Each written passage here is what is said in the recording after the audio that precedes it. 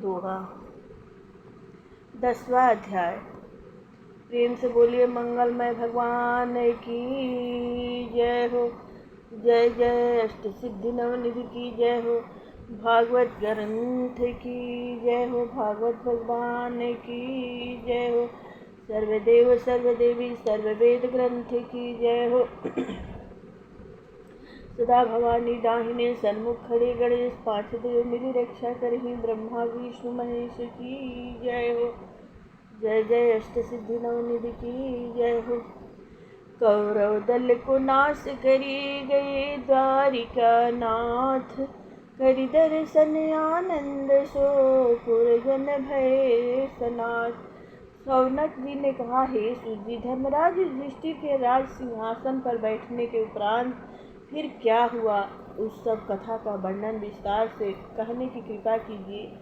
सूत जी बोले, हे सौनक जी, कौरव पांडव दोनों वंश काल की गति से परस्पर लड़कर नष्ट प्रायः हो गए। उनकी गृह कलह ने वन में लगी हुई अग्नि के समान उन्हें जलाकर समाप्त कर दिया। केवल भगवान कृष्णचंद्र ही कृपा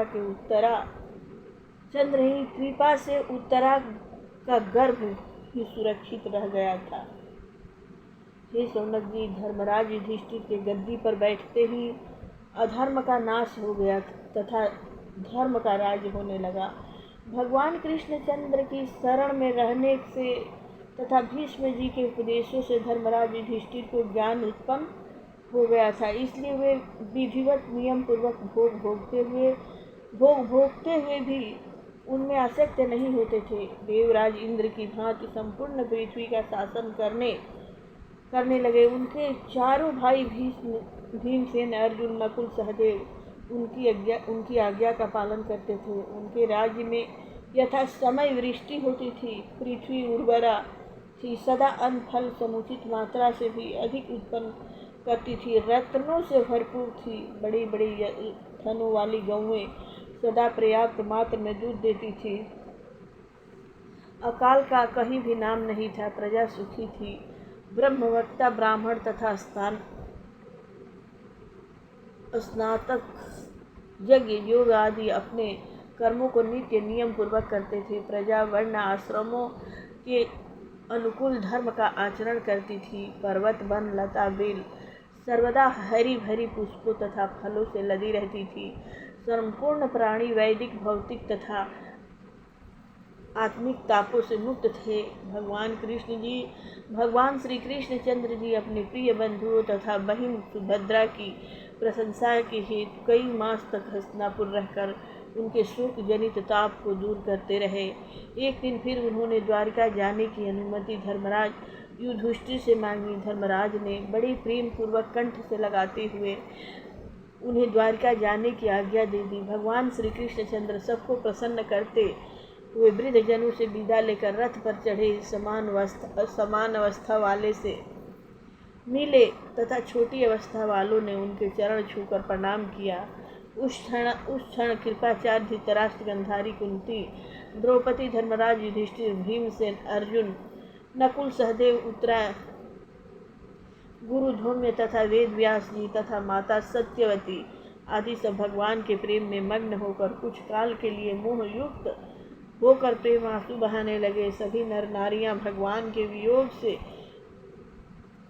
बेचैन हो उठे, किंतु अपशगुन के भय से नेत्रों के आंसू जहाँ के तहाँ ही थाम कर अनंतरिक दुख अनुभव करने लगे। वे पांडव जो नित्य भगवान श्री कृष्ण जी के साथ खाते पीते सोते जागते उठते बैठते स्पर्श करते तथा वार्तालाप करते थे, उनके हृदय की दशा का तो कहना ही क्या है। वे विरहाकुल होकर उनके जाने की तैयारी करने लगे। भगवान कृष्णचंद्र जी की विदाई के समय अनेक प्रकार के मृदंग, ढोलक, नगाड़े, घंटा, शंख, झालर बजने लगे। उनके प्रिय सखा अर्जुन ने मोतियों की झालरों से युक्त श्वेत छत्र भगवान के ऊपर लगाया। उद्धव तथा सात्विक उत्तम चमर डुलाने लगे। नगर की नारियां अपनी अपनी अटिलताओं से झांक कर भगवान के दर्शन करने लगी। आकाश से पुष्पों की वर्षा होने लगी। ब्राह्मण उच्च स्वर से भगवान को आशीर्वाद देने लगे। यद्यपि उन ब्राह्मणों ने आशीर्वाद भगवान के लिए कोई मूल्य नहीं रखते थे, किंतु फिर भी लौकिक व्यवहार से मधुर और समोचित थे कि नगर की रमणियां भगवान में रम गई थी। वे परस्पर इस प्रकार की बातें करने लगे कि हे सखियों, ये सांवले सलोने पीताम्बरधारी जिनकी अवस्था सदा किशोर ही रहती है, सनातन ब्रह्म हैं, जिन्होंने सुंदरता में करोड़ों कामदेवों को भी जीत लिया है, जो कुंती नंदन अर्जुन के प्रिय सखा हैं, जिनका तेज करोड़ों सूर्यों के समान है, ये देवकी नंदन परब्रह्मा परमात्मा हैं, ये ही सृष्टि की उत्पत्ति स्थिति तथा लय करते हैं, सृष्टि के आदि में भी ये ही रहते हैं और अंत में भी यही संपूर्ण प्राणियों को अपने में लीन कर योग निद्रा से में सो जाते हैं। जब पुनः सृष्टि रचने की इच्छा करते हैं, तब महत्व आदि समस्त शक्तियों को फिर उनके नाम गुण के अनुरूप उत्पन्न करके उन्हें सृष्टि रचना के हेतु प्रेरित करते हैं। इन्होंने ही वेदों की रचना की है। बड़े बड़े योगी ब्रह्मवेत्ता तपस्वी ऋषि मुनि आदि को भी जिनके दर्शन दुर्लभ हैं, उन भगवान के दर्शन हमें आज अनायास ही प्राप्त हो रहे हैं। जिनकी लीलाओं तथा चरित्रों का वर्णन वेदों तथा पुराणों में है, वे ही परम ब्रह्मा आज हमें दर्शन दे रहे हैं। वे ब्रज की गोपियाँ धन्य हैं, जिन्होंने इनके साथ रास विलास तथा चरण स्पर्श का आनंद प्राप्त किया है। वे पवित्र नारियां धन्य हैं, जिनका इन्होंने पानी ग्रहण किया है। जो निरंतर इनके साथ रमण करती हैं, उन्होंने पूर्व जन्म में अवश्य कठोर तप किया होगा, उसी का फल इस जन्म में प्राप्त कर रही हैं। ब्रज बलाएँ इनके अधरामृत के पान करने के स्मरण मात्र से ही मूर्छित हो जाया करती थी। तो जो पत्नियां नित्य इनके अधरामृत का पान करती हैं, उनसे बढ़कर इस त्रिलोकी में कौन भाग्यशाली होगी। जिन्होंने अपने बाहुबल से अनेक राजाओं को हराकर जिस रुक्मिणी जी का पानी ग्रहण किया है, वे साक्षात कमलक हैं, जो सदा इन्हीं के पास रहकर उनकी चरण सेवा में रत रहती हैं। वे पटरानियाँ धन्य हैं, जिनके बस में ये आदि पुरुष भगवान रहते हैं। जिनके बस में यह संपूर्ण विश्व है, वे 16,100 पत्नियाँ धन्य हैं, जो इन भगवान को अपने हृदय कमल में बंद करके नित्य इनके चरणों की सेवा करती हैं तथा आनंद भोगती हैं। वास्तव में ये स्त्रियाँ पवित्र हैं और उनका जीवन सफल है। जिनके स्वामी ये जगत के स्वामी हैं, जो अलभ्य से अलभ्य वस्तु भेंट करके उनके चित्त को मोहित करते रहते हैं।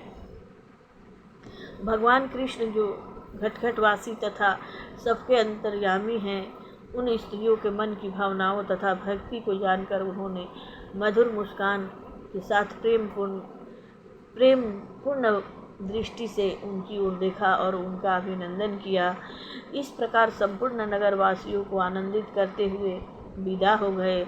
धर्मराज युधिष्ठिर ने प्रेमावेश में यह शंका करके कि कहीं कोई शत्रु मार्ग में आक्रमण न कर दे, रथ हाथी घोड़े तथा पैदलों की एक विशाल सेना अस्त्र शस्त्र से सुसज्जित भगवान कृष्ण जी के साथ कर दी।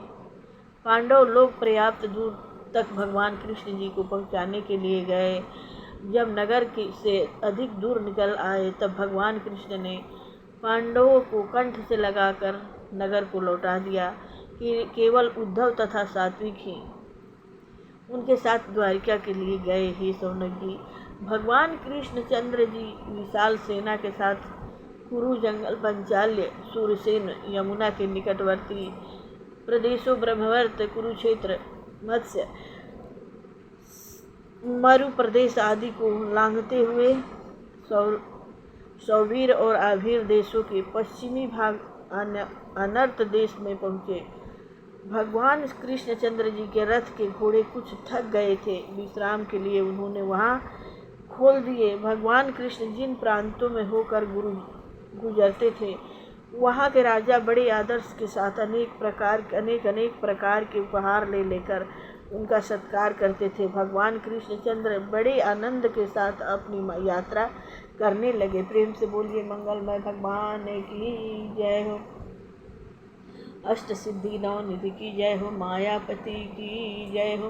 आरती श्री भागवत जी की करत पवित्र भावना हिय की। संकदिक शेष बखानी नारद मुनि परम सुख मानी। व्यास मुनि सर्वोपर जानी लिखि पुराण तिलक की। संकदिक शेष बखानी नारद मुनि परम सुख मानी। व्यास मुनि सर्वोपर जानी लिखि पुराण तिलक। श्री सुखदेव व्यास ते सुन के कहिन परीक्षित नृप से गुन के। गंगा तट संतन को चुन के ज्ञान वैराग्य भगति हुवती की। आरती श्री भागवत जी की करत पवित्र भावना हिय की। प्रेम से बोलिए भागवत भगवान की जय हो। मंगलमय भगवान की जय। सर्वदेव सर्वदेवी वेद ग्रंथ की जय हो।